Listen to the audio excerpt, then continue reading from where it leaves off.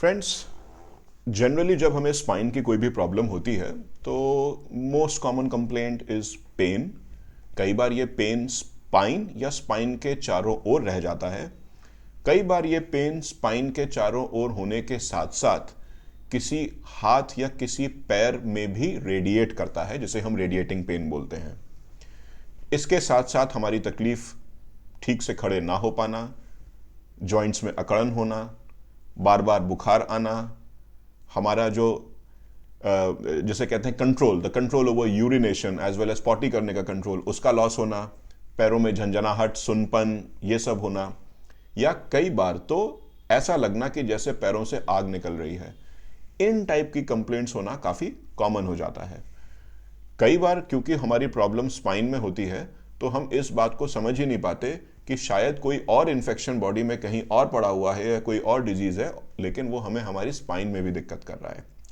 तो क्योंकि ये एक बहुत वाइड टॉपिक है जहां पर लोकल एंड सिस्टमिक इफेक्ट्स होते हैं, तो आज हम इस बारे में बात करेंगे कि एक डॉक्टर आपसे इनके बारे में, स्पाइन की प्रॉब्लम्स खासतौर पर जहां पर हैं, वहां डॉक्टर आपसे क्या क्या इन्वेस्टिगेशंस बोल सकते हैं। The topic of this video is not exhaustive, but is just to give an idea of what to expect. देखिए, मोस्ट कॉमनली स्पाइन के प्रॉब्लम्स के लिए हम लोग एक एक्सरे बोलते हैं। Radiology becomes the cornerstone. So X ray becomes a very basic investigation. कई बार हम एक्सरे को डिफरेंट टाइप के व्यूज में भी बोलते हैं, जिससे कि आपको ये ना लगे कि सर मेरा एक्सरे तो हो गया है, दोबारा क्यों बोला जा रहा है। So the views can be the AP, lateral, dynamic X-ray, even the oblique views are also taken. So X-ray forms a part of management of spinal problems. उसके साथ साथ कभी कभार हमको अगर एक्सरे में चीज अच्छी नहीं दिख रही है तो हम सीटी ऑफ स्पाइन के लिए भी बोलते हैं। दोनों ही चीजें बोन्स के लिए ही होती हैं। CT obviously is 1000 times better than X ray. फिर एक मसला आता है एमआरआई का। एमआरआई कई सारी पावर्स में होता है। जनरली आजकल 1.5 टेस्ला से कम की मशीन्स नहीं होती हैं। आप आगे चल के 3 टेस्ला में भी काफ़ी मशीन्स कॉमन हो गई हैं, इसमें भी जा सकते हैं। बट एक एमआरआई का जो मेन रोल होता है वो ये कि वो सॉफ्ट टिश्यू, मतलब नर्व्स, लिगामेंट्स, इन सबको बहुत अच्छी तरीके से दिखाता है। बोन को भी दिखाता है, पर बोन को उतना अच्छा नहीं दिखाता जितना सीटी दिखाता है। तो इन चीज़ों को एवेल्युएट करने के लिए, डिस्क को एवेल्युएट करने के लिए, लिगामेंट्स को एवेल्युएट करने के लिए, आसपास की मस्कुलेचर कैसा है, उसमें एडिमा तो नहीं है, ये एवेल्युएट करने के लिए हम लोग एमआरआई के लिए भी बोलते हैं।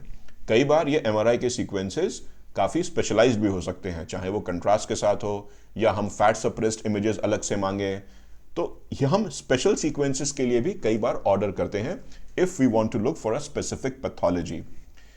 इनके साथ साथ कई बार हम लोग as a part of workup blood की इन्वेस्टिगेशंस, चाहे वो कंप्लीट ब्लड काउंट हो, आरए फैक्टर्स हो, ईएसआर, सीआरपीज, ये सब मार्कर्स हम लोग देखते हैं देखने के लिए कि कहीं पे कोई सिस्टमिक प्रोसेस तो नहीं हो रहा है। कई बार थायराइड की प्रॉब्लम्स भी कई सारी चीज़ों को अफेक्ट करती हैं। सीरम में विटामिन्स के क्या लेवल हैं, ये भी आपकी प्रॉब्लम्स को कई बार अफेक्ट करते हैं। आपका प्रीवियस अगर अल्कोहलिज्म का हिस्ट्री है तो ये सारी चीज़ें भी आपकी स्पाइन के एंड नर्व्स के इश्यूज को काफ़ी हद तक नेगेटिवली इम्पैक्ट करते हैं। तो कई बार हम इन्वेस्टिगेशंस ऑर्डर करके इनको भी चेक करते हैं।